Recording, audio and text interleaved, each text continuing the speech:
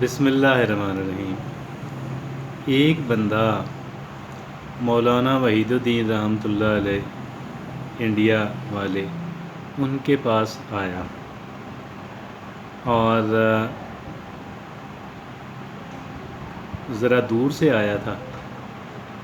آ کے مٹھائی کا ڈبہ رکھا، کہتا ہے ہمارے ہاں بہت ہی مشہور مٹھائی ہے وہاں ہمارے شہر کی، اور میں جب بھی کسی بزرگ یا کسی سے ملاقات کے لیے جاتا ہوں تو میں یہ لے کے جاتا ہوں۔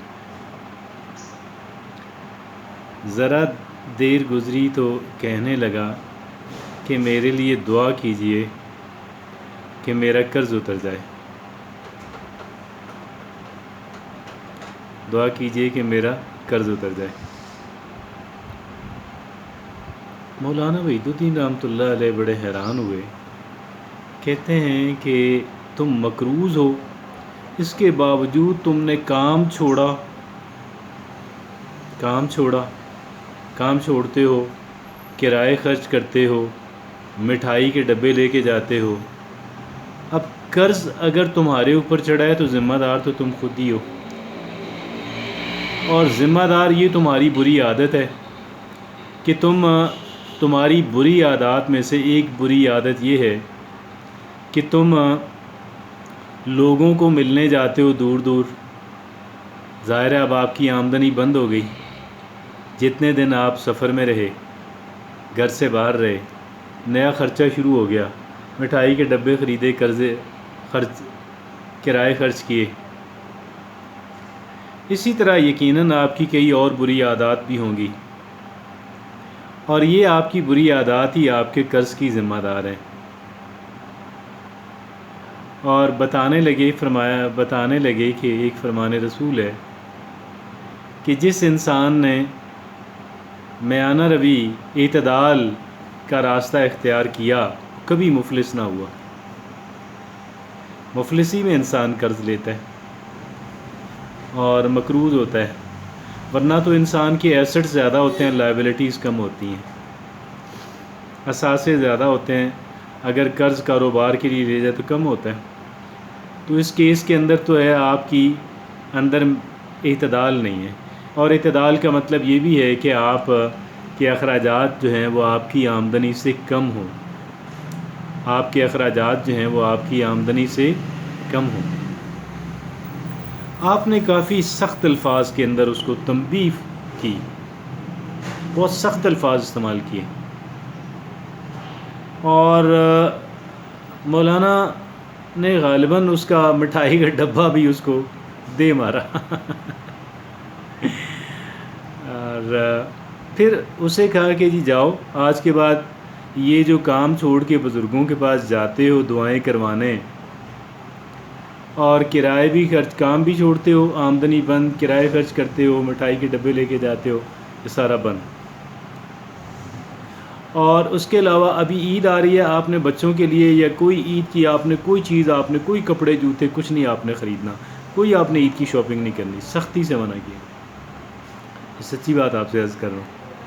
بندہ چلا گیا اور کچھ وقت گزرا تو مولانا کو فون کر کے کہتا ہے مولانا میرا قرض اتر گیا۔ اب یہ کتنی سادہ، سمپل، عام فہم اور کتنی بہترین نصیحت ہے، اور کتنی بہترین فائنانشل مینجمنٹ ہے، کس قدر سمپل اور کس قدر بہترین فائنانشل مینجمنٹ ہے۔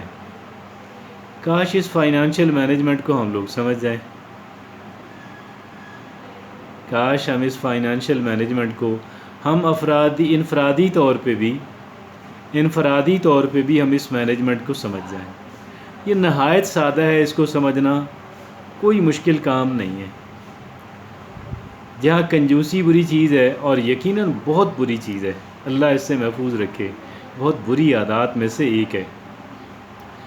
اسراف بھی بہت بری عادات میں سے ایک ہے، اسراف بھی، اور اسراف یہ کہ انسان کی آمدنی سے اس کے اخراجات بڑھ جائیں، یا تو اپنے اخراجات گھٹائیں یا پھر اپنی آمدنی بڑھائیں۔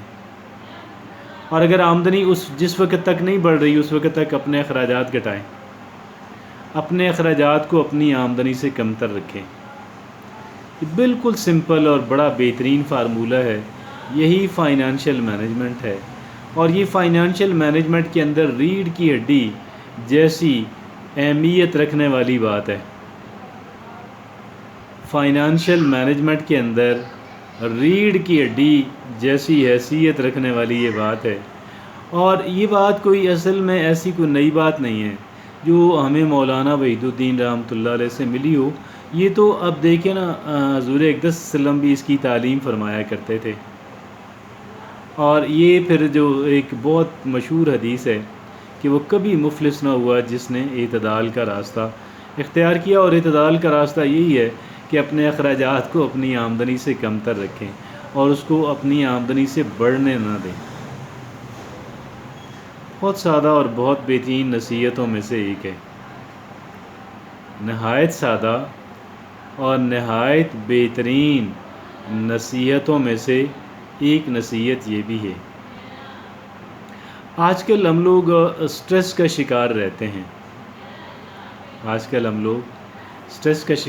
ہیں، ہم ذہنی تناؤ کا شکار رہتے ہیں، ہم بہت سارے پریشانیوں کا شکار رہتے ہیں، اور اس کی وجہ اس میں سے اگر آپ دیکھیں، اگر لوگوں کو خریدیں تو آپ کو لگے گا کہ یار یہ فائنانشیل مسائل ہی ہیں، لوگوں کے پیسے ٹکے کے مسائل ہی ہیں جو لوگوں کو پریشان رکھتے ہیں، یہ لوگوں کے مسائل ہی ہیں، فائنانشیل مسائل ہیں جو لوگوں کو پریشان رکھتے ہیں۔ اور اس فائنانشیل مسائل میں سے اگر ہم ایک کام کر لیں اور محض ایک کام ہی کر لیں، آپ یقین کیجئے گا ہماری فائنانسز جو ہیں وہ بہت بہتر شکل کے اندر آ جائیں گے، اور ہم آگے بڑھنا، ہم جہاں بھی کھڑے ہیں ہم آگے بڑھنا شروع ہو جائیں گے۔ جزاک اللہ۔